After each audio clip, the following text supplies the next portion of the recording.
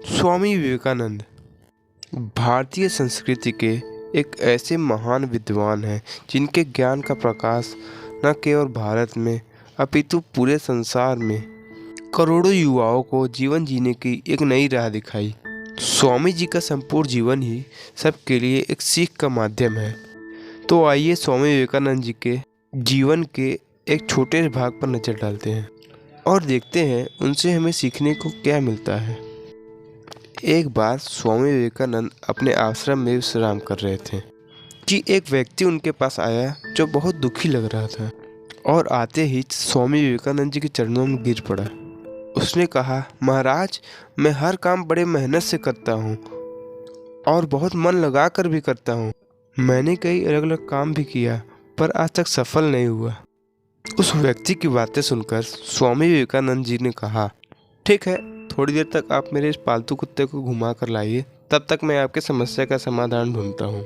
इतना सुनने के बाद वो व्यक्ति उस पालतू कुत्ते को घुमाने लेकर चला जाता है। कुछ समय बीतने के बाद वो व्यक्ति स्वामी विवेकानंद जी के पास लौट आया तो स्वामी जी ने उस व्यक्ति से पूछा कि ये कुत्ता इतना हाफ क्यों रहा है, जबकि तुम तो बिल्कुल थके हुए नहीं लग रहे हो। आखिर ऐसा क्या हुआ?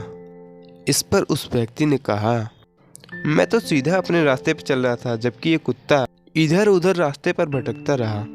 रास्ते में कुछ भी देखता तो इधर उधर दौड़ने लगता था, जिसके कारण ये इतना थक गया है। इस पर स्वामी जी बड़े मुस्कुराते हुए बोले, बस यही तुम्हारे प्रश्नों का जवाब है। तुम्हारे सफलता की मंजिल तो तुम्हारे सामने ही होती है, मगर तुम अपनी मंजिल के बजाय इधर उधर भागते रहते हो, जिससे तुम अपने जीवन में कभी सफल नहीं हो पाए। यह बात सुनकर उस व्यक्ति को समझ में आ गया कि यदि हमें सफल होना है तो हमें एक ही लक्ष्य बनाना होगा और उसी पर ध्यान केंद्रित करना होगा। हमें इस कहानी से यह सीख मिलता है कि हमें जो करना होता है या फिर हमें जो कुछ भी बनना होता है, हम उस पर उतना ध्यान नहीं देते और दूसरों को देखकर हम वैसा ही करने लगते हैं, जिसके कारण हम अपनी मंजिल के पास रहते हुए भी दूर भटक जाते हैं। इसलिए यदि हमें सफल होना है तो अपने लक्ष्य पर ध्यान केंद्रित करना होगा।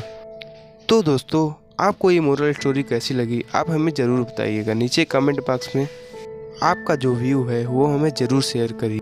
और यदि आपने हमारे चैनल एसी मोटिवेशन को सब्सक्राइब किया है तो उसके साथ बेल आइकन भी ज़रूर दबा दीजिएगा, जिससे आपको सबसे पहले वीडियो प्राप्त होगा।